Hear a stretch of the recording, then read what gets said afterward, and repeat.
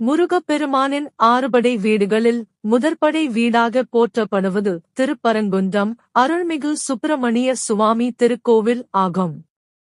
மதுரையிலிருந்து சுமார் 8 கிலோமீட்டர் தொலைவில் அமைந்துள்ள இத்தலம் ஆன்மீக ரீதியாகவும் வரலாற்று ரீதியாகவும் பெரும் முக்கியத்துவம் வாய்ந்தது.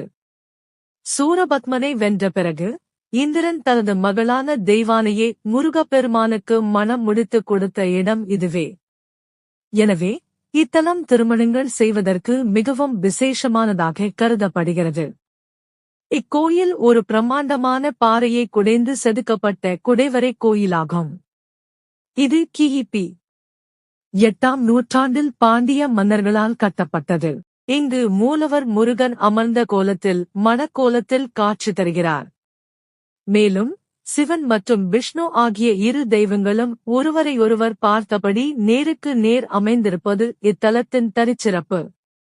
ஒரே கல்லில் செதுக்கப்பட்ட கருவறையில் முருகன், சிவன், விஷ்ணு, விநாயகர் மற்றும் துர்க்கை ஆகிய 5 தெய்வங்களும் அருள்பாலிக்கின்றனர். இங்கு மலையிலிருந்து சூரியனும் சந்திரனும் ஒன்றாக காட்சியளிப்பதைக் காணலாம் என்று நம்பப்படுகிறது. இது ஒரு இயற்கை அதிசயம். மேலும் இங்குள்ள சரவண பொய்கை தீர்த்தம் மிகவும் புனிதமானது. ஓம் சரவணபவாய நமக.